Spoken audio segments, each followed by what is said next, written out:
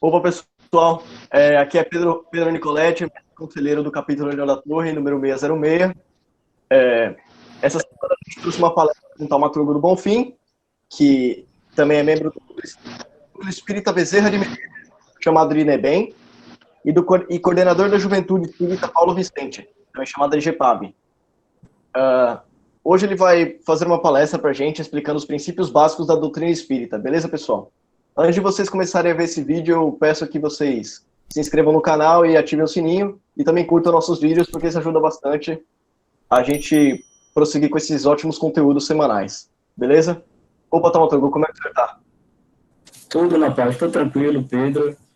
Agradecer aí o convite de vocês, é sempre bom, né, conversarmos sobre fundamentos que, dentro da doutrina espírita ou dentro do contexto espiritualista, também é interessante como nós não temos intuitos proselitistas de captação de pessoas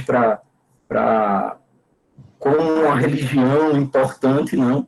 A gente acredita que todas as religiões elas estão dentro de um contexto de nós, espíritos em evolução espiritual, e cada um tem um pouco da sua verdade. A verdade ela está fragmentada, né? Eu agradeço aí o convite do grupo de vocês para que a gente possa conversar um pouquinho sobre a doutrina espírita. Sim, sim. O que o senhor tem a dizer para a gente sobre os princípios básicos da doutrina espírita?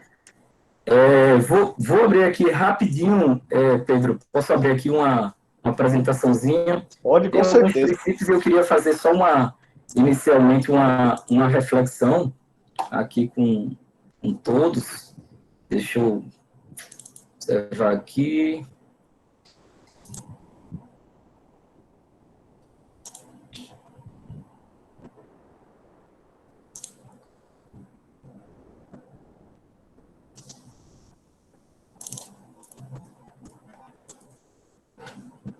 Deixa eu só ampliar.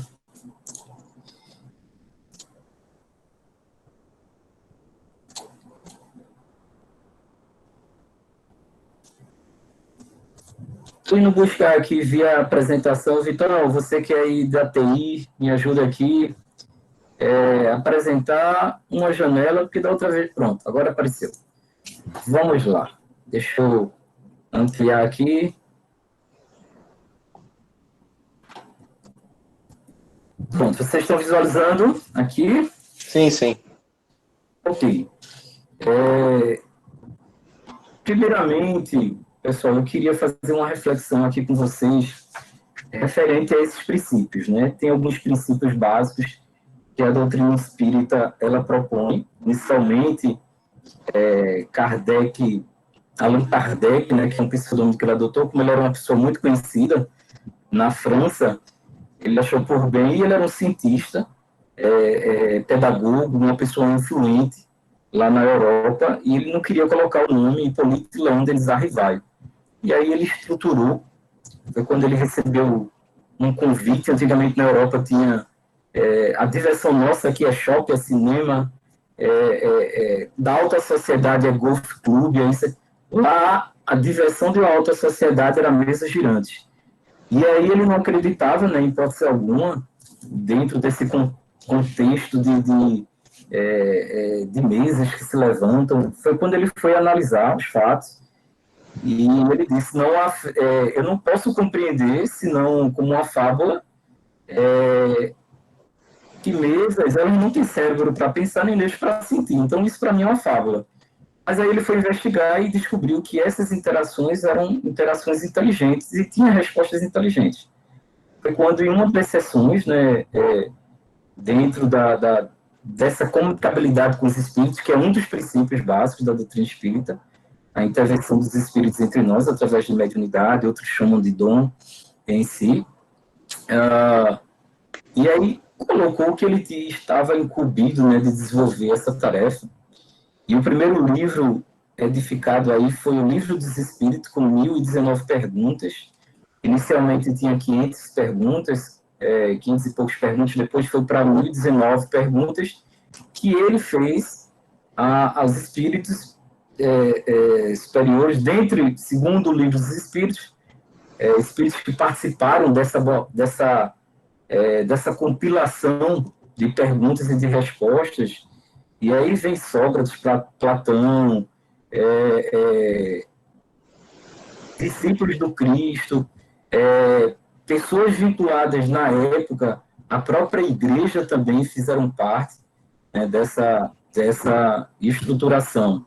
Né, e uma prova de que, independente das religiões, no plano espiritual não vai perguntar a você qual foi a sua religião, qual foi a seita que você professa, mas sim quem você é, enquanto pessoa, o que você fez dos talentos na vida, como família, como pai, como filho, né, como pessoa dentro da sociedade.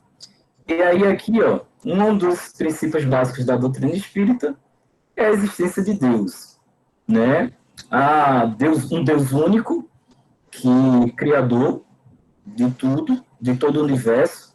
A primeira pergunta do Livro dos Espíritos que foi feita aos Espíritos foi: que é Deus?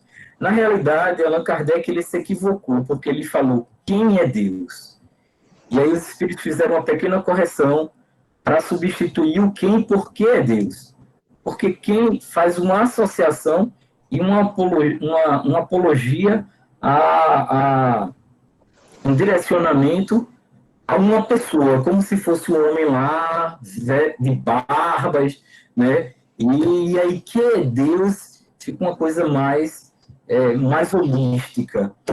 E a resposta dada aí, ó, pelos Espíritos foi: Deus é a inteligência suprema, causa primária de todas as coisas. Essa foi a primeira afirmação dita aí pelos Espíritos, né? E aí, na pergunta 4 dos Espíritos, onde se pode encontrar a prova da existência de Deus? E a resposta dos Espíritos está no axioma que aplicai às vossas ciências não há efeito sem causa. Procurai a causa de tudo que não é obra do homem e a vossa razão responderá. Então, Kardec ele fez um processo de investigação grande, inclusive os prolegômenos, que chama a Introdução do Livro dos Espíritos, foi estruturando como é que pode o acaso ser tão inteligente para poder criar tanta coisa. Estima-se aí 3 bilhões de galáxias.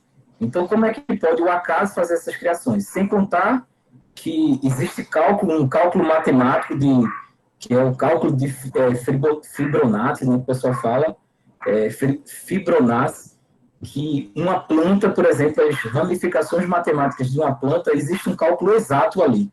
Então, se tem um cálculo exato no caracol, se tem um cálculo exato ali matemática, então isso é uma prova que existe uma força inteligente por trás disso. O acaso ele não vai conseguir criar vários âmbitos da natureza com cálculos matemáticos exatos. E aí vem uma inteligência suprema aí, além do que as pessoas que acreditam no materialismo, fica difícil você acreditar que o acaso possa criar coisas tão inteligentes. E aqui a gente vai, dentro do processo reflexivo, o universo existe, logo tem uma causa. Né? Fotografia aqui da galáxia, NGC, Via Láctea.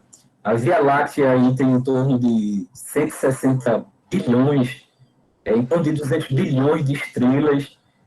Mais ou menos, se você colocar um planeta na órbita aí de um planeta, de uma estrela, e aí coloca mais ou menos aí em torno, para menos, né? Vamos supor que tem estrela que não tenha planetas em sua órbita, 160 bilhões de planetas só em uma única galáxia. E aí existe mais de um campo percebido de 3 bilhões de galáxias. E aí é só multiplicar 160 bilhões de planetas por 2 trilhões de galáxias, 3 trilhões de galáxias. E aí, o sistema solar pequenininho aqui. Isso aqui eu coloquei, pessoal, só para a galáxia Sombreiro, né, que parece mais aquele chapéu mexicano. Coloquei só para que a gente possa dimensionar a criação de Deus, né, uma obra fantástica, inclusive com cálculos voltados para a área da física, da química, da biologia, com traços fantásticos e belíssimos. Tem um livro psicografado por Franciscano Xavier, que é o livro chamado A Caminho da Luz. É um livro que fala de Jesus com os engenheiros siderais, vamos falar assim, geólogos, geógrafos, engenheiros, pessoas com espíritos já que conseguiram conquistar ganhos intelectuais e morais para terem o merecimento de trabalhar com Cristo, que é o governador planetário, né, deste orbe, não desconsiderando as outras personalidades em âmbitos religiosos, como Krishna, né, Confúcio, a Siddhartha Gautama, que são espíritos também de alta evolução espiritual que contribuem nessa seara do mestre Jesus dentro da concepção espírita. Então, aqui o homem percebeu a existência de Deus ao se questionar sobre a origem do universo e sobre a vida, pois não consegue explicar a origem de tudo que existe sem ele. E aí vem um autor e coloca, né, a ideia de Deus é necessária para o ser humano, que por si só não se auto-explica.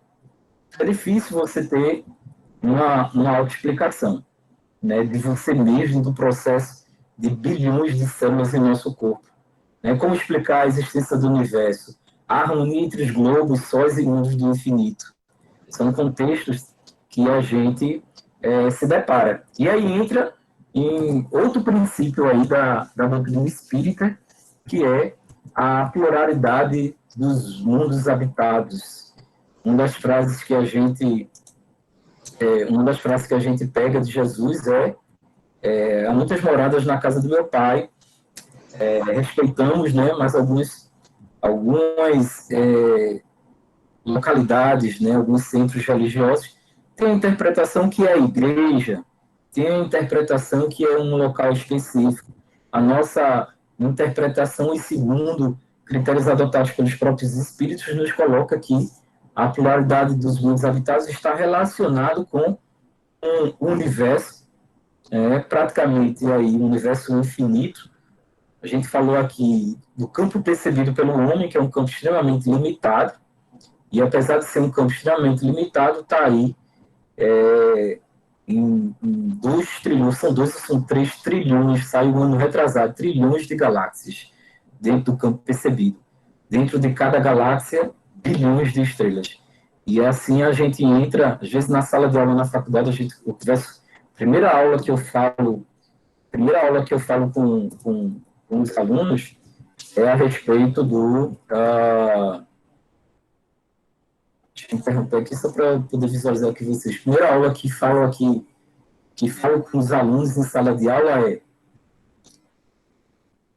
quem acredita aqui em vida em outros planetas? Quem não acredita em vida em outros planetas, levante a mão. Aí levantam a mão.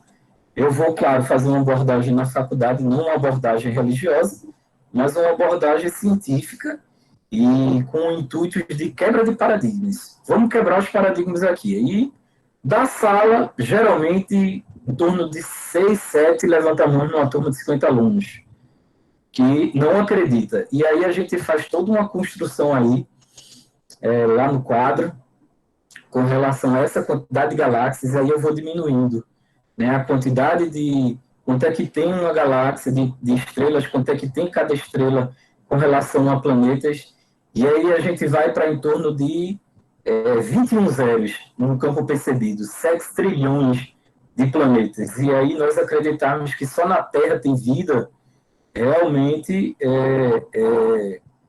eu até brinco, né? Pode ser respeito, mas eu digo a eles, quebrem o paradigma. Não estou dizendo para vocês aceitarem ou não aceitarem. É só para quebrar paradigmas e questionar, né? Entrar dentro do campo de questionamentos a respeito de tudo. Não é porque o pastor falou isso, o presidente da casa espírita falou isso, o padre, que a gente não vai questionar. A doutrina espírita ela nos impulsiona muito ao senso crítico, tanto que tem uma frase de Kardec muito utilizada que diz que não há fé inabalável aquela que não possa encarar a razão face a face em todas as épocas da humanidade. Então, a gente não acredita numa fé sem um contexto racional. A fé existe. A fé, ela maximiza a nossa ligação com Deus, maximiza. Mas ela não pode ser cega, porque se ela for cega, eu vou querer condenar um indivíduo por ele ter acreditado que a corrente sanguínea, existia uma corrente lá na Idade Média, e queima o cara. Isso é uma fé cega. Ele fez uma análise científica. Ou então que os planetas, eles não são elípticos, ou não são... Se bem que teve uma volta agora do terraplanismo, né? Não julgando ninguém, mas a Idade Média ela acreditava muito dentro desses contextos, e aí a gente vamos raciocinar, vamos utilizar aí uma fé raciocinada dentro dos contextos. A gente também não acredita no milagre, porque, por exemplo, como a gente estuda muito energia, estuda fluidos, estuda esses contextos, Jesus ou quem quer que seja que venha curar alguém com a imposição da mão, existe uma transfusão energética ali que vai recompor, reconfigurar ali o campo celular do indivíduo. Então, se teve uma explicação, não é nada miraculoso, não é nada sobrenatural. A gente não acredita no sobrenatural. Acreditar nos espíritos não é algo sobrenatural. Simplesmente você perde o corpo físico e continua sua trajetória no plano espiritual, né? E, inclusive, as próprias colônias espirituais, elas têm muito desses cenários que se aproximam do processo cultural de afinidade do espírito em si. Tem as colônias espirituais em si existem principalmente para os recém-desencarnados, igrejas, localidades onde a sua afinidade cultural está bem próxima. A única coisa que os espíritos colocam, inclusive nas psicografias da vida, a única coisa que ele coloca é que a ideia reencarnacionista ela passa a ser de todos, porque é um fato também extremamente natural. Concordo. O senhor Taumaturgo, só queria comentar, pessoal, que agora chegou o grande mestre tio Luiz Fábio. Como é que o senhor está, tio Luiz? Maravilha. Pronto, pode continuar aí, só para registrar aqui, a presença do grande mestre. Como é o nome dele? Tio Luiz Fábio. Luiz? Luiz Fábio, tio Luiz Fábio, grande mestre. Fábio, maravilha. Agradeço aqui a possibilidade de estar conversando um pouquinho aqui com vocês sobre a doutrina espírita.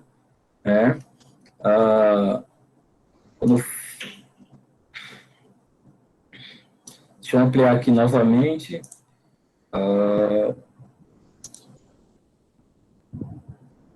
Agora não está aparecendo em PowerPoint. Deixa eu ver. Ok.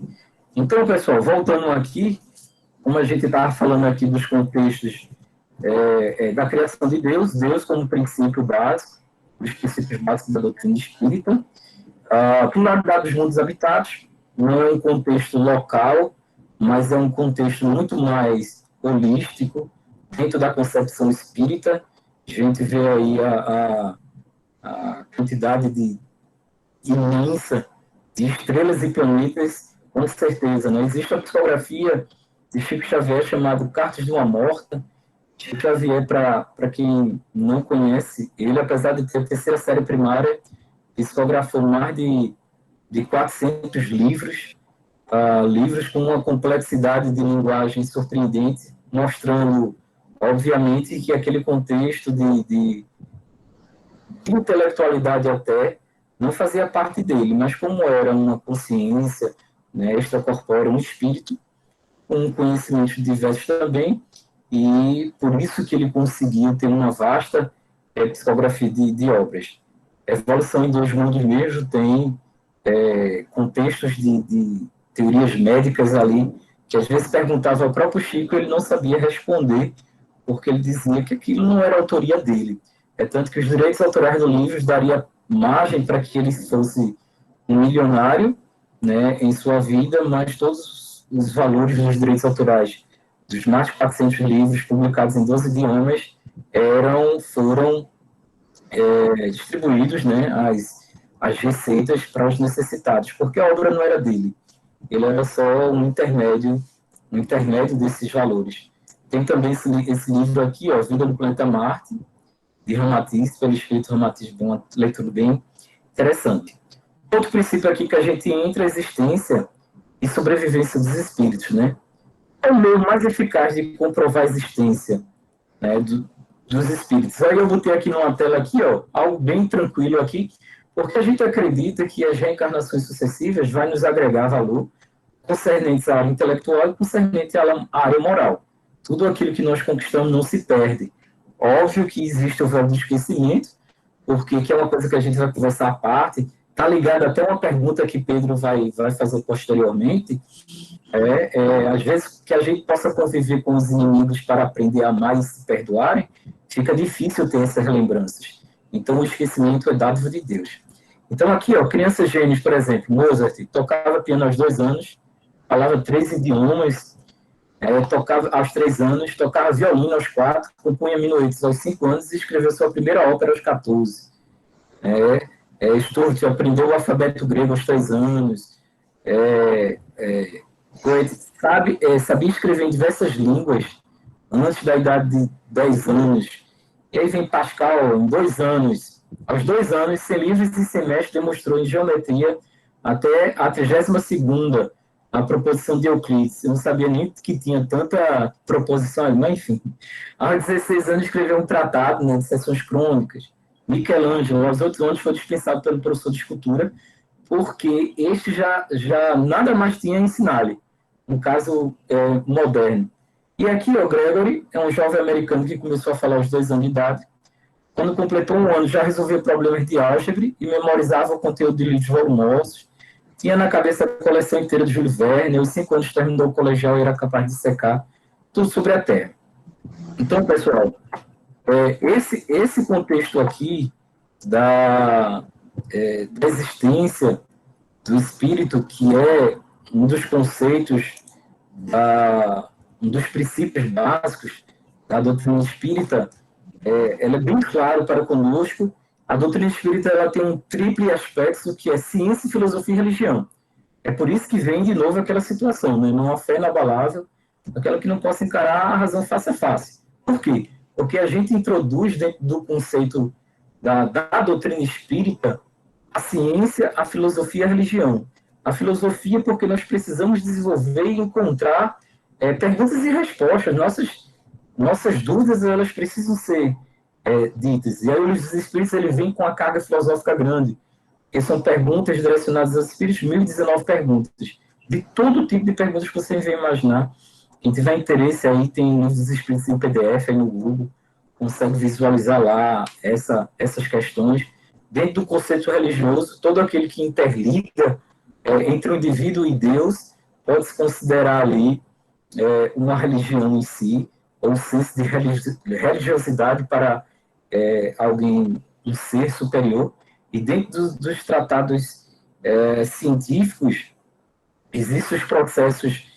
A Academia Brasileira de Direitos, por exemplo, fez um processo de investigação na psicografia de Chico Xavier. O primeiro livro, que era chamado Parnaso Além Túmulo, existia espíritos como Castro Alves, Olavo Bilac, e aí disse, não, vamos agora, a gente vai desmascarar ele. E o pessoal foram estudar a métrica de Olavo Bilac, foram estudar a métrica de Castro Alves, e dentro de um contexto literário, dentro de um contexto linguístico, a métrica era a mesma.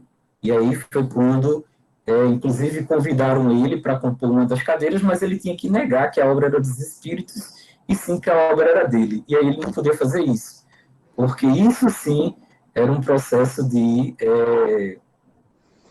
estelionato. Se eu digo que uma coisa é minha e não é, ele seria estelionatário. As informações são dos espíritos e não dele, para que ele pudesse usar essas obras ao seu favor. Então, como também na Europa existia fenômenos de materialização, inclusive indiciado também por William Crookes, que era um cientista à parte religião, apesar que ele era um estudioso também aí dos escritos de Kardec na época, e aí ele participava um fenômeno de materialização, e uma das mais conhecidas por um espírito chamado Kate King, a quem ele conseguiu pesar, conseguiu aferir pulsação, batimentos cardíacos, e alguém poderia dizer, gente, o espírito ele consegue bater, respirar? Aí é outra abordagem de aula para se falar sobre perispírito, porque o perispírito ele é um corpo semimaterial que interliga o corpo ao espírito, ele dá forma ao espírito. E aí, consequentemente, ele tem pulmão, tem coração. É justamente por isso que quando um espírito, ele, por exemplo, suicídio, um tiro na cabeça, existe um perispírito que ele se danifica através de determinadas agressões provocadas por nós mesmos. E aí vem espíritos que colocam, muitas vezes, alguns espíritos, eles vêm em situações precárias, não por punição, mas por aprendizado, e por encontrar as relações da vida e do respeito ao outro. Por exemplo, uma pessoa com síndrome de Down, não é regra, pessoal, no plano espiritual não existe regra. Uma pessoa com síndrome de Down, existe possibilidade dela ter danificado aspectos cerebrais dela, né, células cerebrais, como o suicídio, por exemplo, e danificou aquele aparelho perispiritual e vem com deficiências orgânicas, ou dentro dos aspectos de consumo da cicuta, vem com problemas seríssimos na região respiratória, na região gástrica, enfim, uma lei de causa e efeito, mas que não é uma lei que a gente vai falar um pouquinho mais à frente, feito o karma, né, que é dentro da pergunta em si. A outra é comunicabilidade com os espíritos, que é outro princípio, também a comunicabilidade dos espíritos. A gente vê pessoas médios, xenoglosia, que chama, não conhece o alemão e fala alemão. Por exemplo, a gente conhece médios de psicografia, que era a mediunidade mais ostensiva aí de Chico Xavier, que ele psicografa em alemão e ele não sabe, ele até brinca, não sabe nem o português direito. Então, justamente isso, principalmente dentro de uma psicografia mecânica, que tem 3 direcionamentos. Tem uma psicografia intuitiva, né, uma semi-mecânica e a mecânica. A mecânica, o indivíduo ele pode estar psicografando e lendo um jornal ao lado. Então, dentro desses parâmetros, pronto, um caso também de comprovação dessa comunicabilidade espiritual foi até uma psicografia também de Chico, eu acho que década de 70 mais ou menos, que foi causa de jurídica, foi para os autos, 2 rapazes estavam brincando, 2 amigos, e aí fizeram roleta russa, brincando de roleta russa. E aí foi um dos que atirou sem querer, né, naquela roleta russa, e aí ele foi preso. E aí quando ele estava psicografando, quando o Chico psicografou, teve a assinatura do rapaz. E foi quando o juiz pegou nos autos e disse, pronto, agora a gente vai conseguir desmascarar também, mais uma vez, o Chico Xavier. E aí ele foi comparar a assinatura. E a assinatura ela era idêntica da carteira de identidade do rapaz que tinha falecido, que tinha desencarnado. Então, dentro desse viés, entra o processo de comprovação aí científica. Outro feito também foi o livro, se eu não me engano, Obreiros de Vida Eterna. Valdo Vieira, na época, era espírita, depois ele criou uma ciência chamada, com relação à projeciologia, né? Você se desdobrar do corpo físico e ter a plena consciência. Mas na época que ele era espírito, que foi que André Luiz, que foi um dos espíritos, teve 14 livros, por meio de André Luiz,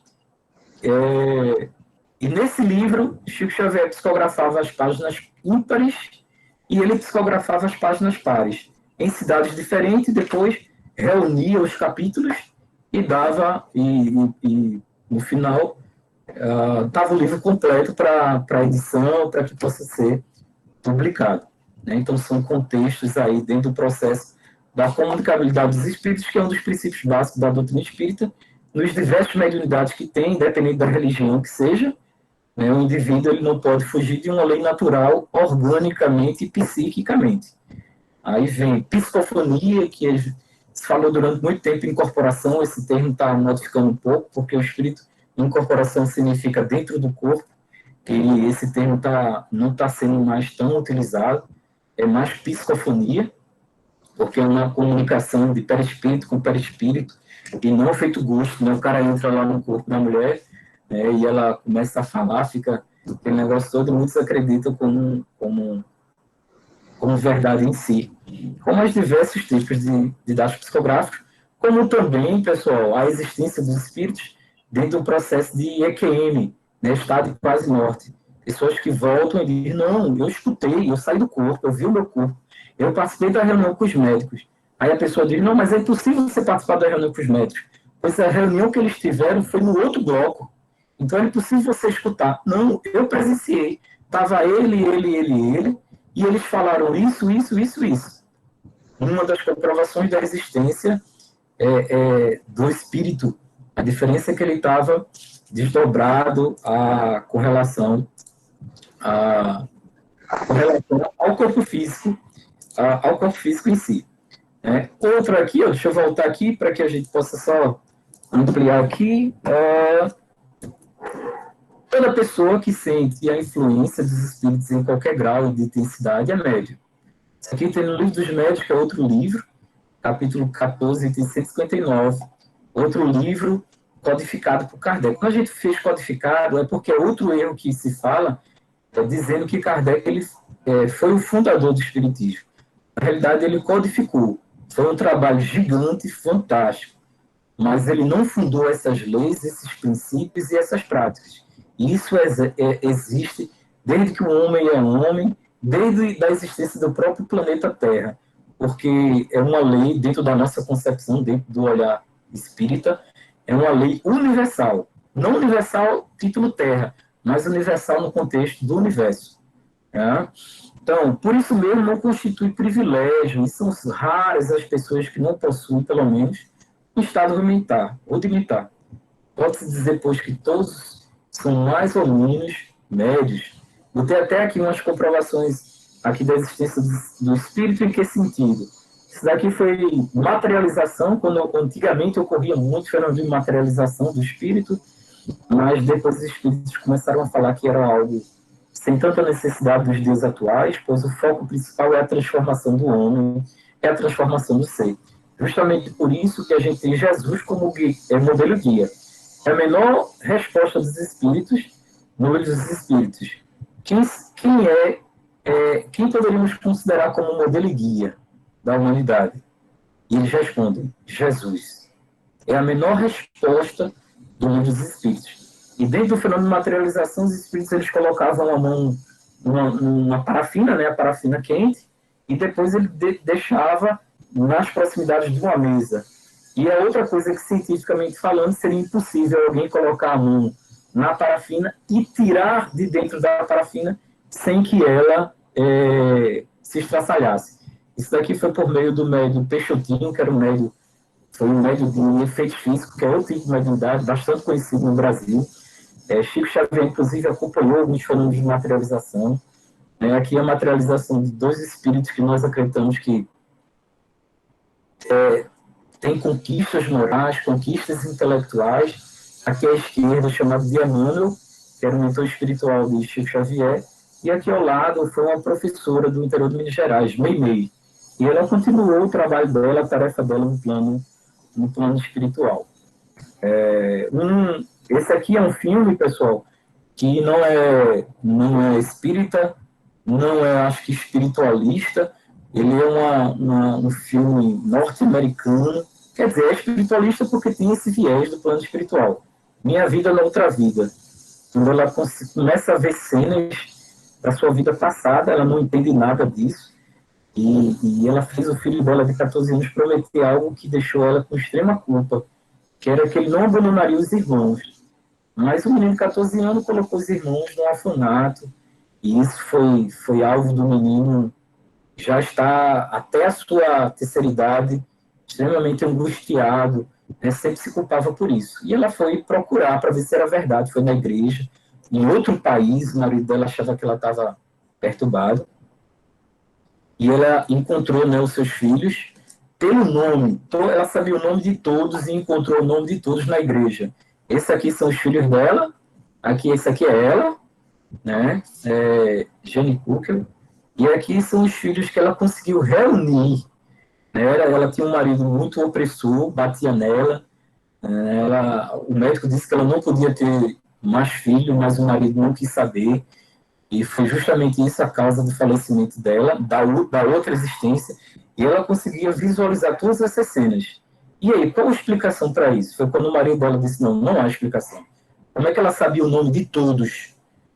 Então, isso é uma das formas, uma das comprovações nítidas das vidas sucessivas de nós espíritos ainda. Só estamos em transição, aprendendo e nos aprimorando intelectualmente e materialmente. E aí vem, ó, Siddhartha, não procuro ter discípulos, procuro apenas o fim dos ciclos dos nascimentos e a pacificação duradoura. E aí o conceito aí do karma. Dentro desse conceito aqui do karma, já que está bem próximo da pergunta aí de Pedro. Pedro, qual é aquela pergunta mesmo que tu tinha passado aí para a gente? Repete ela, por favor, para que eu possa... Então, na verdade não foi uma pergunta feita por mim, foi uma pergunta feita por Francisco Marinho, do capítulo Guardiões Templários de Arco Verde, número 536. Ele me fez uma pergunta muito interessante. Ele falou: no budismo, o karma define nossas condições para a próxima reencarnação. E dentro desse aspecto, levamos conosco resquícios de assuntos mal resolvidos com antepassados, os quais devem ser solucionados nas vidas seguintes. Para que esses não gerem karma negativo, dentro do espiritismo, isso também acontece, pela forma de obsessores. Pessoas ao nosso redor, pelas quais não nos damos bem. Se sim, como devemos nos comportar e agir para cortar esse vínculo? Existem métodos de prática que possam ser feitos sozinhos em casa? Ou devemos recorrer a mestres de diferentes condutas religiosas? Vamos aí esclarecer vários pontos, né, com relação a um contexto dentro de um olhar da doutrina espírita. Né? Existe, sim, espíritos que eles possam nos influenciar de alguma forma, positivamente, tanto positivamente como negativamente. Existem espíritos que se aproximam de nós por afinidades, através de nossos gostos diários, cotidianos, mas que muitas vezes são espíritos que não têm afinidades, que têm afinidades com nossos atos, mas não existe aquele duelo, vamos dizer aqui, aquele impasse de ligações de sofrimento um com o outro.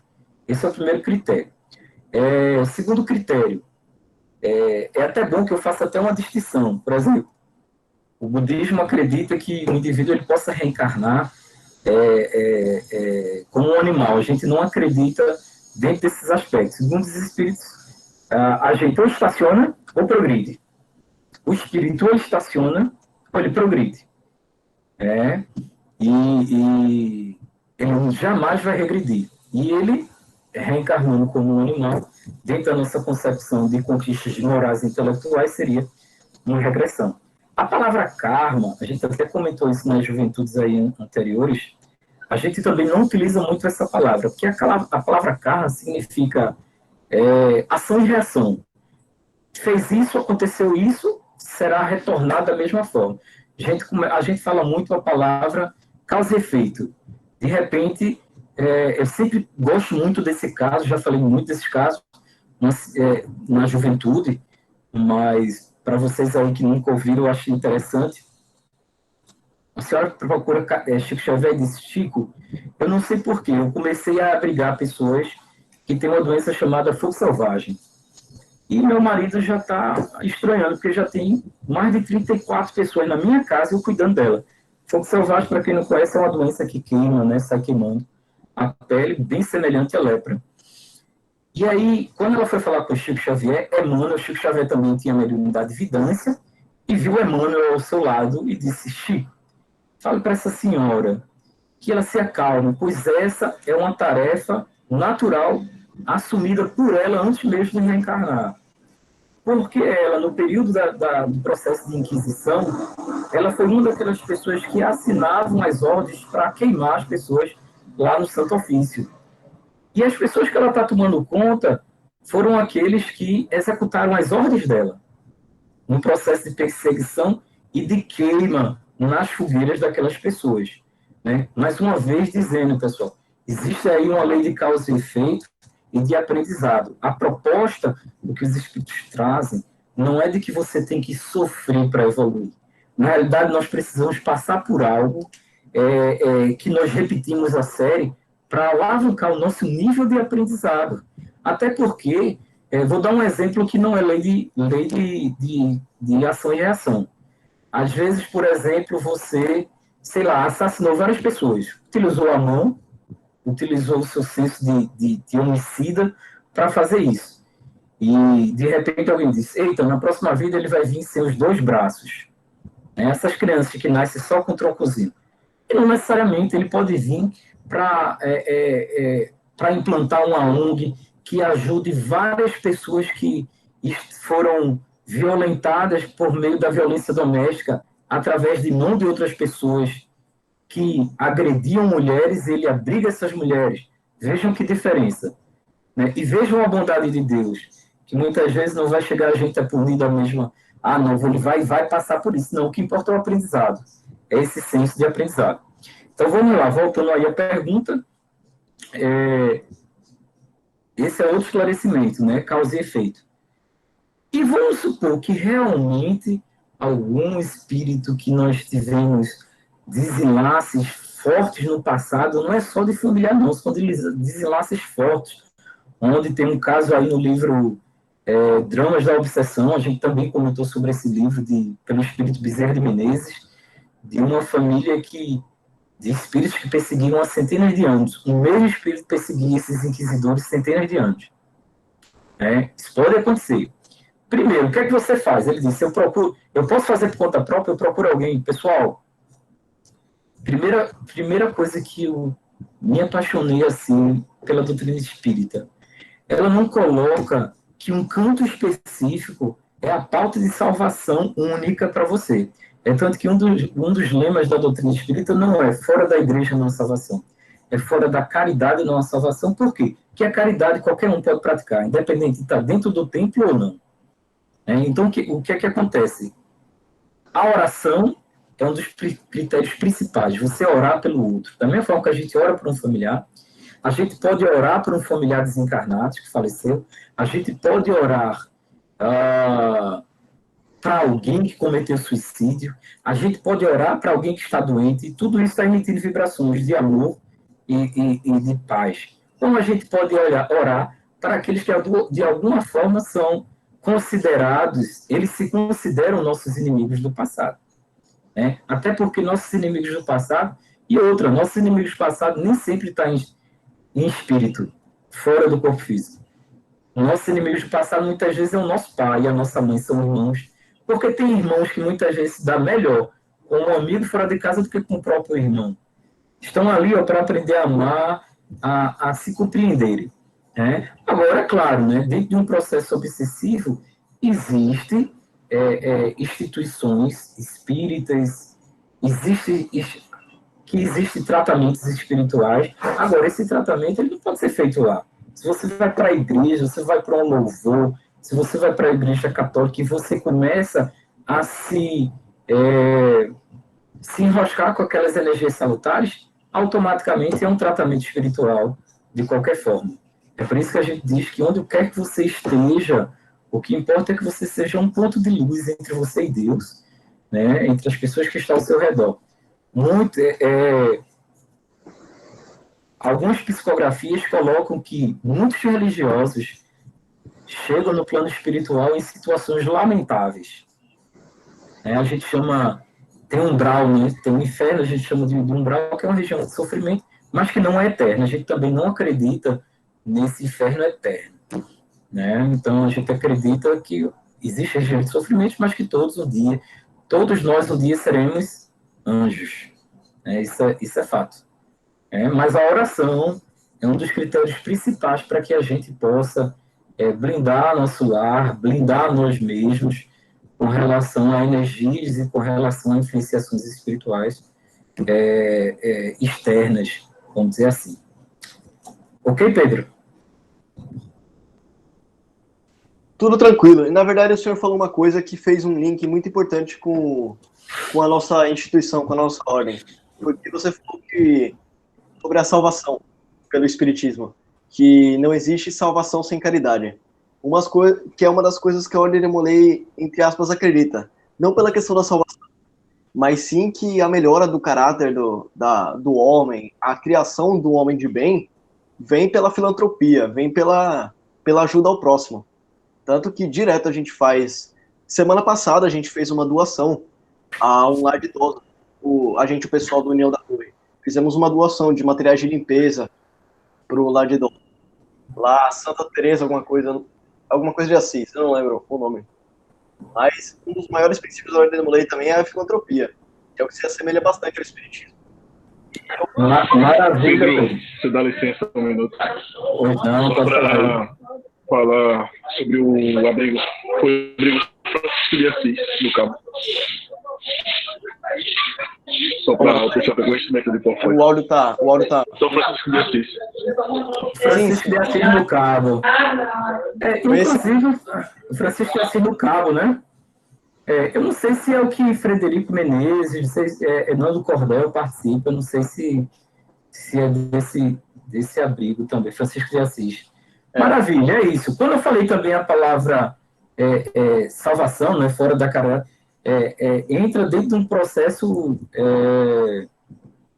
figurativo também, porque a salvação é tudo aquilo que você acredita no sentido de você estar bem, tanto aqui como no sentido extracorpóreo, né, você ter a consciência tranquila, que é outra pergunta do livro dos Espíritos que Kardec faz aos Espíritos, onde estão as leis de Deus? E os Espíritos superiores vão e a resposta dizem na consciência, na nossa consciência. Apesar de que a gente vai dizer, eu não sabia, mas intimamente o indivíduo sabe que é errado matar, que é errado roubar, que é errado. Então, a nossa consciência, ela nos ativa. Mas aqui, tem mais alguma pergunta aí de alguém do grupo? Se tiver, fiquem à vontade. Eu tenho. Okay? Eu tenho 4 perguntas. Uma já foi respondida indiretamente, e eu ia perguntar que em diversas religiões a gente tem a mitologia, a crença em algumas, em relação ao inferno. Mas aí você já falou que para o Espiritismo a imagem do inferno não existe, é um umbral, e já falou que para vocês não é eterno. Então esse ponto aí tá ok. O que eu queria perguntar é o seguinte: a gente sabe que é possível saber sobre as nossas vidas passadas. Até qual ponto é permitido ou até qual ponto é indicado saber sobre isso? A outra pergunta é: após a nossa missão ser concluída, o que acontece com o nosso espírito? E a terceira é: a gente acredita que pode-se ter experiências de vidas passadas para a nossa vida atual. Essas questões também estão ligadas à sexualidade, como gostar de homem, gostar de mulher, ou não gostar de ninguém, ou não? Bom, só isso, são essas. Ok, vamos lá. Com relação ao conhecimento da vida passada, a gente, muitas vezes... Denise está querendo falar algo? Não, quando você terminar, eu queria só fazer uma consideração com relação ao inferno. Tá ok, tranquilo. Ok. Então, pessoal, até porque... Agora, antes da gente entrar aqui, por exemplo, você falou inferno, não é que o Brau ele substituiu a palavra inferno. É um nome para que você, didaticamente, você tenha uma interpretação.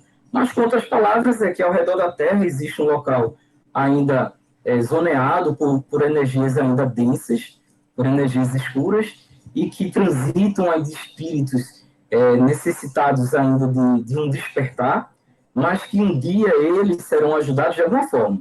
Por familiares, por um alto, às vezes o cara dá um tino e diz, meu Deus, eu me arrependo, e começa a orar. A oração, pessoal, amplia o nosso teor energético. E é quando ele é, muitas vezes, resgatado e vai. No plano espiritual, a gente acredita que existem hospitais, existem colônias espirituais onde você vai ter o lenitivo necessário para dar continuidade à sua trajetória. Existem centenas, né, de colônias aí espirituais que também, quem quiser chamar de céu, pode chamar. É um local de grande paz, maravilhoso. É só as questões da nomenclatura. O que muda em si é esse contexto aí principalmente de eternidade, né? Até porque a gente também não fala, olha, se não for um bom espírito, vai para um umbral, viu? Não. Dentro desse aspecto inquisitorial religioso, vamos dizer assim, para domar os outros através do medo, né? Não dentro desse contexto. Com relação às vidas passadas, a gente costuma muito falar o seguinte: você quer saber quem você é? Veja as suas tendências atuais, né?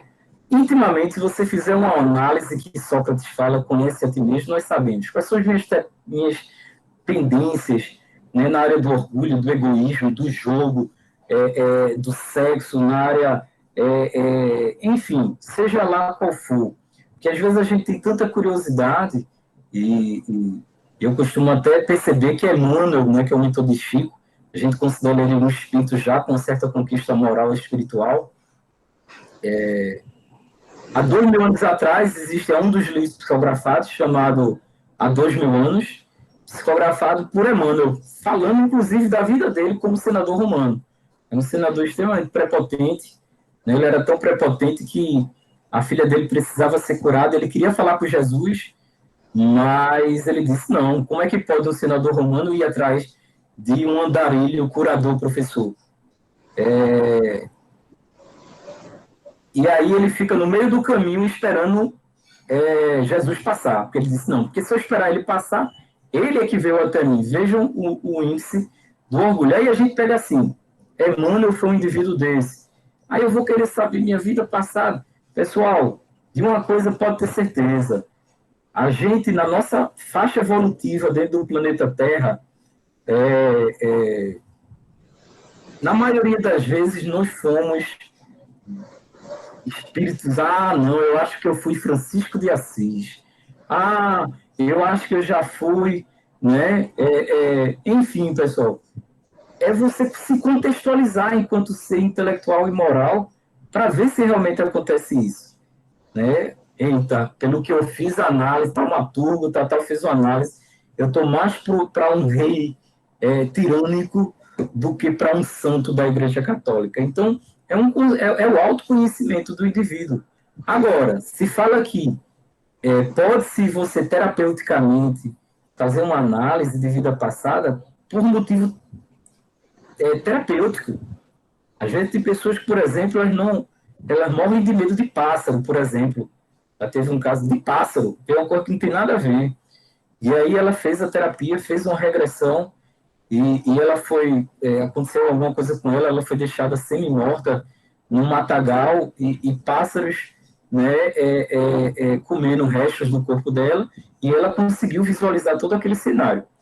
E aí ela fez a terapia e passou. Então, se não for por aspectos terapêuticos, não há necessidade, isso na visão da ótica espírita, de você ir atrás de regressão de memória.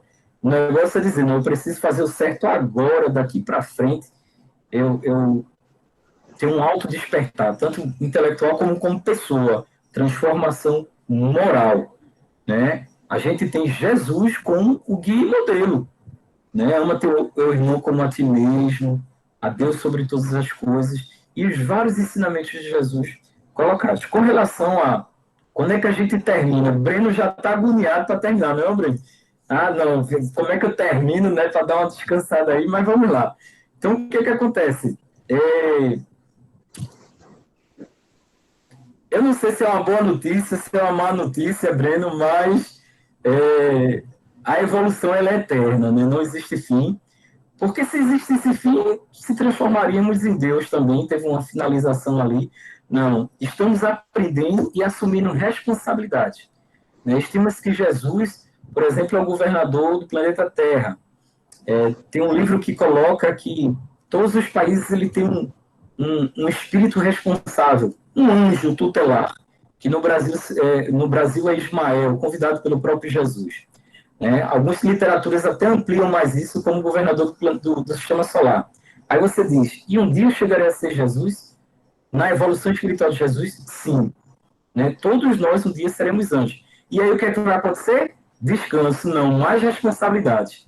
Você terão planetas, no momento eu estou responsável pela minha pouca evolução espiritual por uma família, a minha família. Estou responsável pelo que eu faço na minha vida profissional e estou responsável pelo meu compromisso na instituição espírita. É pequeno porque eu sou pequeno ainda, mas ainda quando começa a se ampliar, aí vem aí, ó, Doce da Matriz Calcutá, vem aí Gandhi,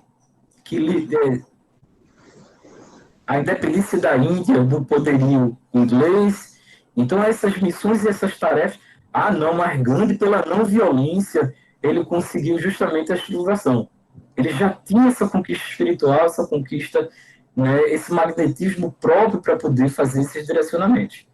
Então, aí depois, vem o sistema solar, Breno. Aí depois, quem sabe, vem o quê? Uma constelação. Aí depois vem o quê? Uma galáxia. Rapaz, sou responsável por uma galáxia. Né? Então, ela é eterna. À medida que nós vamos avançando intelectualmente e moralmente, as nossas responsabilidades, elas vão se tornando cada vez maiores. Né? Às vezes tem algumas religiões respeitando, até religiões que faz. Eita, agora ele tem um descanso eterno no plano espiritual. O plano espiritual é que você trabalha mesmo, que você vai assumir outras responsabilidades direcionadas à desarticulação das drogas no plano espiritual, a direcionar jovens para um conceito moral, né? A direcionar jovens para a maçonaria, né? A direcionar jovens. Isso tudo existe toda uma influenciação espiritual dentro desse contexto, né? Diferente do que aquelas pessoas que ficam julgando, o bem está em todo canto, né? Infelizmente é aquela ignorância, né? Agora está uma quantidade maior de pessoas, está dizendo que meu avô era maçom, tem até o meu nome também, Taumaturgo de Almeida Bonfim, ele foi maçom e ele até brincava, né? Que ele estava dizendo aqui aos meninos, o pessoal dizia, mas vocês fazem aquela reunião de meia-noite? Aí ele dizia, fazemos, a gente é justamente o momento que a gente tora a cabeça do bode, e aí bota a cabeça do bode num canto, no outro, aí a gente ficava rindo, né, com essa história dele, com os amigos que vinham perguntar um negócio desse. Então, o que é isso? Na medida que você vai desconstruindo, vai ampliando, quebrando paradigmas, você vai vendo que o bem, que o amor, que Deus está em toda parte. Ele está fragmentado em diversos âmbitos. Só para comentar aqui para o pessoal que está assistindo, aqui agora temos a presença do grande tio Gerson Alves, presidente do Conselho Consultivo do capítulo União da Torre. Não precisa comentar nada não, tio Gerson, só para comentar que o senhor está aqui online com a gente, agraciando a nossa live. Pode continuar aí, Taumaturgo, só para... Maravilha, Gerson, tranquilo. E aí, esse foi o segundo, e a terceira pergunta eu esqueci. A terceira pergunta ficou abrindo, né? A terceira pergunta foi sobre a gente consegue trazer para a vida atual experiências da vida passada. E eu perguntei se isso também a gente traz no âmbito da sexualidade, de gostar de homem, de mulher, de não gostar de ninguém, coisas desse tipo.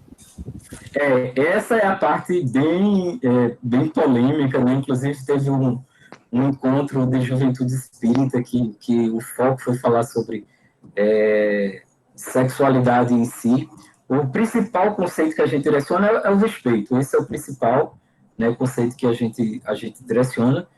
Pode existir possibilidades daquele espírito ele ele vai ter vivências também com acessibilidade, né, vivências com relação a esses critérios de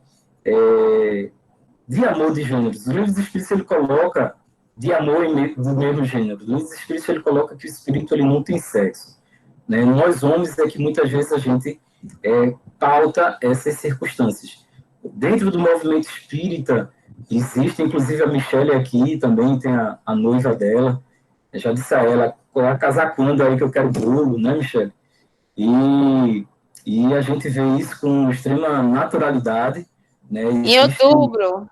Em outubro, maravilha, Michelle. Então, existem afinidades entre aqueles espíritos que se reencontram e que transcendem a composição fisiológica dentro desse conceito. A gente não tem aquela verbalização da religião tradicional dos séculos passados. Né? Muitos atrelam até a contextos bíblicos, mas os contextos bíblicos, principalmente dentro do Velho Testamento, se a gente fosse seguir muitas coisas do conceito do Velho Testamento, a gente estava em situações complicadas, né? Com relação à barba, com relação a não comer crustáceo, com relação a não comer carne de porco, com relação a um deficiente físico não pode entrar no templo para não profaná-lo. Isso tudo é bíblico. né, com relação a outros que se adentram dentro do contexto de um homem, tem várias mulheres lá no Velho Testamento. Então, a gente se apega à letra. E Jesus ele veio para renovar na nossa concepção, diversos valores. Não só Jesus, como também outros espíritos enviados para propósitos do bem, como eu falei aqui de Krishna, de Siddhartha Gautama, né, dentre outros mais. Mas existem várias complexidades a mais que a gente poderia abordar, e aí iria estender um pouco mais, entendeu, Breno? Mas, no geral, é isso. Ô, Taumaturgo, quando você estava falando, me veio outro questionamento aqui. Desculpa se eu estou atrapalhando, tá? Mas eu creio que seja rápido. Dentro das religiões, como o protestantismo, o catolicismo, a crença muçulmânica, o judaísmo, a gente acredita ou na volta ou na vinda de um Messias. E a gente não, né? E eles acreditam num possível fim do mundo. Na volta do Messias, ali acabou e já era. No Espiritismo, tem alguma coisa parecida com isso? Ou como se comporta? Certo. Dentro do primeiro contexto aí, a gente não acredita que Jesus nunca se foi, né? Ele sempre esteve entre nós, e aí ele continuou a sua tarefa junto com esses espíritos. Existe um contexto ali que Jesus ele coloca: eu vos mandarei o Consolador prometido, e vem a doutrina espírita, o Espírito Verdade, né, que se apresenta a Kardec, dizendo que ele tinha essa tarefa. Mas não como a religião do futuro. Mas Leon Denis ele fala: o Espiritismo não é a religião do futuro, mas poderia ser o futuro das religiões através de quê? Desse nível de conversa e de divulgação do que vem a ser universal, e que cada um tem a sua verdade. Então, a gente não acredita também no fim do mundo. O fim do mundo é figurativo. A gente acredita que um planeta ele passa por várias... Ele começa no mundo primitivo, depois mundo de provas e expiações. O espírito ainda, nós somos ainda no planeta Terra espíritos endurecidos. Ainda precisamos aprender muito moralmente, espiritualmente. E aí a gente precisa, através de resgates de vidas passadas também, através de aprendizado, a gente precisa aprender nesses mundos de provas e de expiações. Às vezes é expiação mesmo, é imposto, dentro de um sentido que eu preciso passar por determinadas situações. E depois vem um mundo chamado de regeneração, que é o que a gente acredita que já está, segundo algumas informações espirituais e psicográficas, esse período ele já está acontecendo desde 1950. Né? Muitos de nós tivemos a oportunidade de acertar dentro da religião que a gente professa, dentro da nossa família, dentro da sociedade, tivemos a oportunidade de acertar nessa trajetória, e que agora quem não quisesse melhorar é o contrário. O que é que acontece? A gente viu que existem trilhões de galáxias, né? Diversas moradas. E o que acontece é o quê? O exílio daqueles que não vão querer se melhorar moralmente. Ocorrerá um exílio, né? O convite de alguns para outros orbes, para que eles possam lá serem... Agora, lá eles serão professores, né? Que na outra aula a gente até conversou sobre isso, e o ORDEP também, um componente aí da juventude. Por exemplo, a gente teve também a oportunidade, no início aí dos anos do planeta, da vinda dos capelinhos. Capela é também uma localidade, né, no sistema do cocheiro, da constelação, que eles vieram para cá exilados, mas aqui eles eram muito mais evoluídos moralmente e espiritualmente. E aí é tanto que dessas raças que foram originadas, aí a gente vê os egípcios, os hebreus, boa parte dos hebreus também eram capelinhos, é tanto que eles tinham, sempre falo isso na juventude, tinham a ideia de um Deus único muito forte, né? Não era do nada que eles tinham essa ideia, já era inato neles. Os egípcios, dentro daquelas construções das pirâmides, dentro do conhecimento da agricultura, eram conhecimentos que não eram de indivíduos puramente da terra. Eles vieram justamente para por lição, por aprendizado, mas na natureza de Deus, no universo, nada se perde, tudo se constrói. Eles, apesar dessa punição, passaram a ser professores nossos, e muitos retornaram, né, a essas localidades, outros precisaram ficar nesse orbe para dar continuidade àquilo que ele acha que o que é certo. Então, a gente não acredita no fim do mundo, e sim essa transição, né, em si, e que Jesus ele continua entre nós, trabalhando constantemente. É a mesma coisa, aquele sentido figurado. Deus no sétimo dia descansou. Não, Deus trabalha constantemente e eternamente. Se Deus é eterno, ele não teve nem início nem fim. Se ele não teve início, ele sempre trabalhou, né? Então, dentro desse contexto, Deus não descansou, né? Ele trabalha até os dias atuais. Deixa eu ver aqui o que é que foi que faltou. Denise, quer fazer alguma colocação? Você falou? Oi, amor. Tem tempo ainda? Se não tiver, não sei como é que tá o horário aí. Tem tempo? Tem sim, pode falar se quiser. Tem uma frase que diz assim, né? Nós somos aquilo que acontece quando a última porta se fecha, né?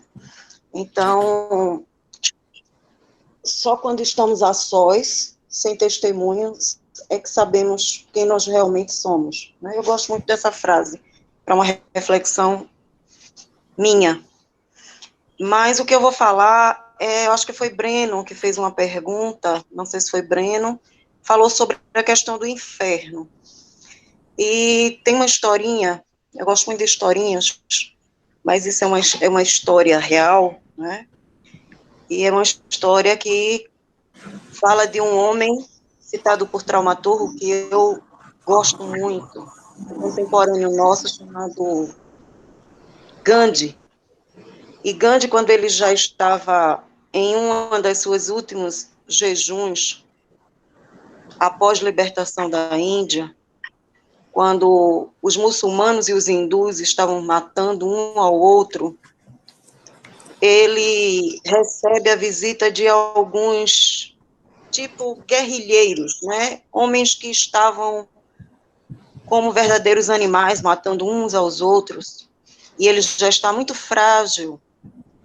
E um dos homens mostra a sua arma e diz que vai deixar a luta, né, porque não quer que ele morra. E aí aparece um outro homem chorando, joga um pedaço de comida em cima dele e diz assim: coma porque eu não quero ser o responsável da sua morte. Eu já vivo no inferno, eu matei uma criança, eu esmaguei sua cabeça, e isso não sai da minha cabeça jamais. E ele olha para aquele homem e diz assim: como sabe que vai para o inferno? E aí ele diz o porquê, que é justamente o motivo dele ter matado esta criança. Ele diz: só Deus sabe quem vai e quem não vai para o inferno. E aí ele diz assim: mas eu sei como você pode ser liberto desse inferno. Ele olha para Gandhi, e Gandhi diz a ele: pega uma criança que está sem pai e que foi morta e que está chorando por aí, órfã, abraça essa criança, leva para tua casa e cuida dela como o filho que te tiraram. Mas um detalhe é importante. É importante que essa criança seja muçulmana, porque ele era um hindu. E quando ele diz isso a ele arregala o olho assim, assustado, porque é um grande desafio. Você está com seu coração dilacerado por ter perdido o seu filho por um muçulmano que matou e trucidou toda a sua família. E você revida e faz a mesma coisa. E aquele teu ato te deixa totalmente retorcido e com a sua mente completamente perdida. E aí ele diz: fazes isso e tu sairás do inferno. E aí eu lembro que Pedro disse algumas diretrizes com relação a não sei se o termo é esse, a maçonaria, ou que vocês fazem parte. A ordem de né? Molay, a ordem de Molay. Pronto, a questão da caridade. Então, nós temos nas nossas mãos um poder muito grande, mas esse poder, ele vai ter que lidar com uma série de desafios, né? E esses desafios, eles não vão estar necessariamente presos ao outro, e sim a nós mesmos. As nossas renúncias, o nosso despreendimento, a nossa vontade de fazer o bem.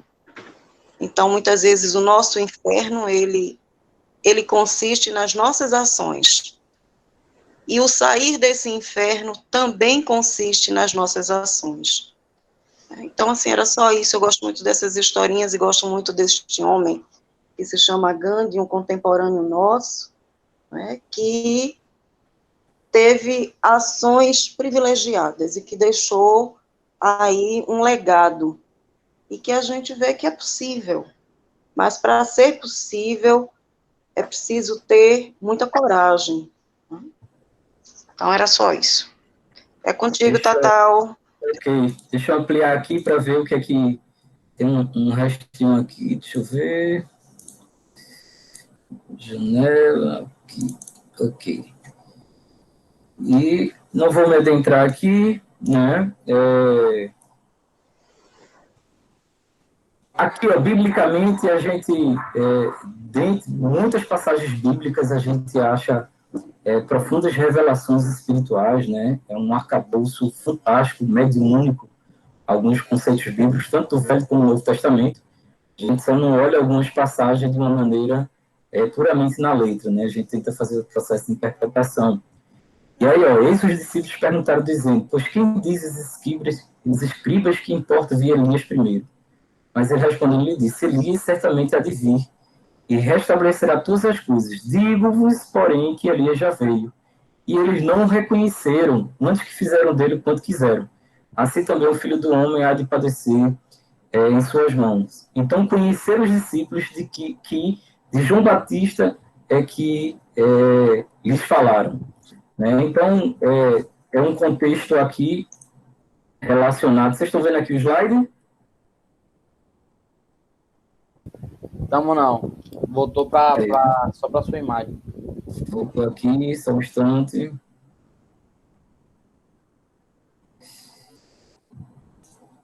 Então, aqui, ó, queria mostrar para vocês.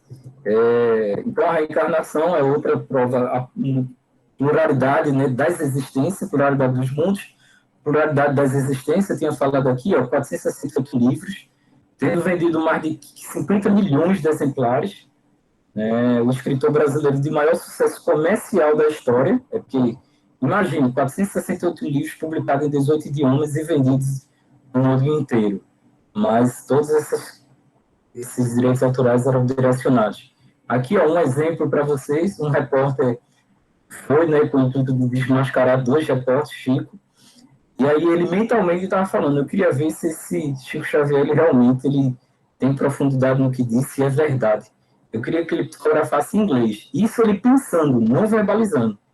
E aí surgiu essa psicografia, o Manuel psicografou em inglês de trás para frente. Em inglês de trás para frente. E aí o contexto da carta dizia, meus caros amigos espiritualistas, o conhecimento dos homens não é nada contra a morte. Suportem as suas cruzes com paciência e coragem. A dor e a fé são os maiores tesouros terrenos e o trabalho é o ouro da vida. Para todos, entretanto, crentes ou não, aqui está a nossa grande mensagem. Deus é nosso Pai. Nós somos irmãos. Amemos-nos uns aos outros. Emmanuel. Justamente dessa psicografia foi quando os repórteres viram, né, essa veracidade também. E eu estou falando desse contexto aqui para comprovar a existência, né, da vida pós-morte, da vida pós-corpo físico, que é um dos princípios da doutrina espírita. Aqui o foco, ó, livre-arbítrio, que aí ação e reação, mas a palavra mesmo direcionada, causa e efeito, né? Por exemplo, eu sou pessoalmente contra o aborto, mas não posso interferir na escolha de uma mulher que queira abortar né? Eu sou pessoalmente contra você e por umbral. Isso foi um negócio que eu encontrei, mas não vou interferir na sua escolha. Brincando, né? Isso é uma anedotazinha aqui. Mas o nosso livre-arbítrio é o que vai nos direcionar para que essa lei de causa e efeito ela nos proporcione a felicidade da consciência. Você é o criador do seu próprio destino, né? E aí vem o progresso espiritual. Estamos na primitividade, estávamos na primitividade, vamos evoluindo. Um dia todos nós seremos anjos e vamos ampliando cada vez mais a nossa tarefa no planeta, no universo.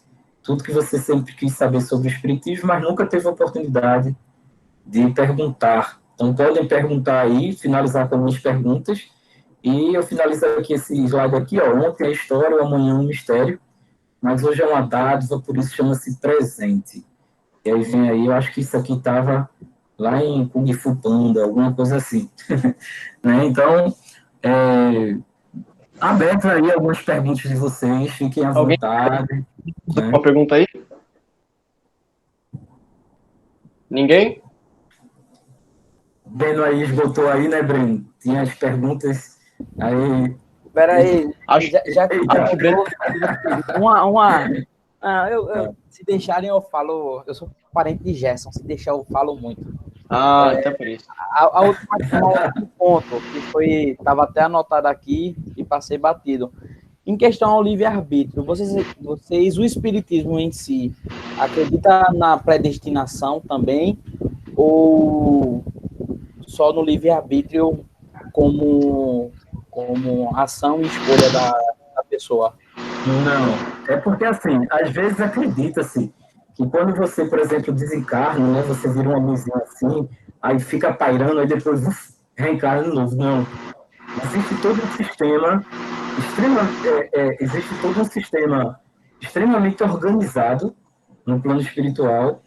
Quando você se adentra numa coluna espiritual, ela é regida, existe uma hierarquia, não uma hierarquia como a gente interpreta como eu mando e você obedece. Mas geralmente a hierarquia no plano espiritual é quanto mais bom e moralmente o indivíduo é, mais ele vai assumir determinados cargos nessa coluna espiritual de liderança, vamos dizer assim. Existem localidades onde vai fazer toda uma análise. Existe uma localidade de médicos, de biomédicos, que vai fazer uma análise de como será o nosso corpo físico mediante as nossas necessidades. Nossas necessidades de quê? De crescimento. É aí onde entra a análise também do pretérito, a análise com pessoas que nós temos vínculos e que precisamos fazer determinados resgates. Então, é uma teia organizacional que precisa ser muito bem pensado e muito bem organizado. E existe uma força magnética para que existe coisas na vida que elas necessariamente, existe coisas não, que nosso livre-arbítrio, nós é que vamos colhendo, plantando, colhendo novamente. Existem outros contextos que nós nos predispusemos a ser, né? Nós predispusemos a ser professor, né? Vamos ter uma predisposição, não, eu preciso trabalhar em tal âmbito específico. Por isso que tem pessoas altamente inteligentes que conseguem pleitear determinadas coisas e não conseguem muito ir para outras áreas específicas. É uma força magnética lhe posicionando muitas vezes para um planejamento reencarnatório feito pelo indivíduo em si, analisado pelo indivíduo. Porque senão ficava tudo muito solto. Agora, o livre-arbítrio é muito ponderante, mas existe algumas coisas previstas, os encontros, existem casamentos previstos, às vezes casamento entre espíritos não afins, para que possam aprender a se amar. É por isso que depois, no início, né, antes do casamento, existe como se fosse aquela magia, né, aquele encantamento. É a melhor pessoa do mundo, é a melhor pessoa do mundo. Depois que casa, aí um chama o outro de porco, o outro chama a outra que ronca muito, o outro diz que não sei o quê, e começa alguns conflitos de convivência, que aí passa o quê? O homem ou a mulher tenta se desvincular, e às vezes não é um tempo propício para esse desvínculo, e de rapaz, eu não consigo, eu estou aqui mesmo, eu vou, e aí vai. A gente não está falando, pessoal. Eu me lembro que na juventude, né, eu adolescente lá, minha irmã me disse uma coisa, numa aula até de juventude espírita, bem interessante. Disse, não, mas se tiver previsto o cara bater nela, bater na mulher, a mulher vai separar. Aí ela disse, não, aí é diferente. Quando dois espíritos, eles se predispõem a se ajudarem, mesmo sendo antagônicos, eles traçam um contrato mental, espiritual. Na medida que um homem ele bate numa mulher, ele está indo de encontro às cláusulas contratuais do amor. Acabou-se. Ela tem todo o direito ali. Ah, mas tem vínculo espiritual, não interessa. Se tiver ou se não tiver. Você vai, de alguma forma, fazer algum nível de aprendizado de resgate em outras instâncias. Né? Mas existem situações, por exemplo, nossos filhos, temos ligações, não há casualidade, não existe acaso. Nem a morte, né? Os espíritos colocam que nem a morte está dentro não existe acaso, com exceção do suicídio. Né? Mas não existe um acaso em uma morte específica em si. Claro que livra-te dos males que eu tive dos lares. Eu preciso ter cuidado, preciso andar de máscara, né? Porque senão, obviamente, a possibilidade de eu me contaminar é grande nesses tempos de pandemia. É o bom senso. Você utilizando o bom senso, acontecerá o que tem que acontecer. Né? Agora, nossas plantações, elas também existem nessa vida. Às vezes o pessoal fica parando para pensar em outras vidas, mas nessa vida mesmo, a gente planta coisas e já colhe de imediato aí e diz, meu Deus, foi o que eu fiz. Então, basicamente, espero ter ajudado aí, Breno. Ok? Alguém mais? Alguma pergunta? Eu tenho uma colocação, Tatal. Ok, Júlia, fica à vontade. Para os meninos, eu acho que ficou faltando só esse detalhe. Assim, só enfatizar que, como o Tatal falou no início, né, a doutrina espírita, ela tem uma trindade, né? Por ser religião, ciência e filosofia. E essa questão da ciência é bem interessante porque a ciência em si, ela é o quê? É um canal por onde pesquisas são feitas e até hoje pesquisas são feitas, experiências são feitas e essa questão, né, do progresso, de tentar buscar respostas, e a doutrina ela tem esse aspecto também. Não é que todas as verdades estão no livro dos espíritos e ali acabou e a gente não vai pesquisar mais nada e acabou ali, não. Ali contém as verdades que para nós agora, digamos, nessa idade espiritual que estamos, vamos entender, mas ainda há muito para se descobrir, há muito para se pesquisar, e eu acho muito interessante, eu sempre gosto de citar ele, por exemplo, vou dar um exemplo, o psiquiatra Sérgio Filipe, ele é um médico, ele é espírita e atualmente ele é da USP, ele foi formado na USP, né? E ele atualmente faz pesquisas voltadas para uma glândula, né, localizada no cérebro, para encontrar cientificamente essas relações entre espírito, mente e corpo, comprovar cientificamente. Então ele traz esses estudos e, enfim, eu só trouxe esse detalhe para mostrar assim a vocês que a gente não tem, digamos assim, um livro que diz tudo que a gente tem que ser e fazer, sabe? A gente participamos de uma doutrina progressista que visa esse dinamismo, essa pesquisa, por ser ciência também. É isso. Estamos abertos com a ciência, estamos abertos com o progresso, até porque muitas religiões elas ficaram no passado por estar muito atentas a fundamentalismos. E o fundamentalismo muitas vezes não anda junto com a ciência.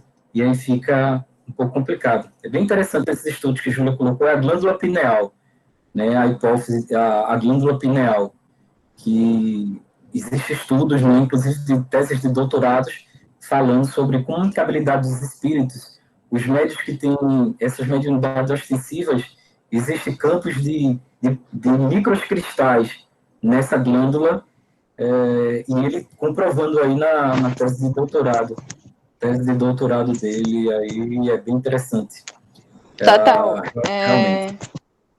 eu queria falar um pouquinho da questão da sexualidade, né, que foi levantado como pessoa que tem fala, né, que é homossexual. Eu queria levantar aqui, como o Tatal bem falou, os espíritos, eles não têm sexo, então eles podem ter vindo por várias vidas como homem ou por várias vidas como mulheres ou os dois, né? E aí, se esses espíritos eles têm que se reencontrar, né, nessa vida, eles vão se reencontrar independente do sexo deles, porque eles têm que vivenciar algo.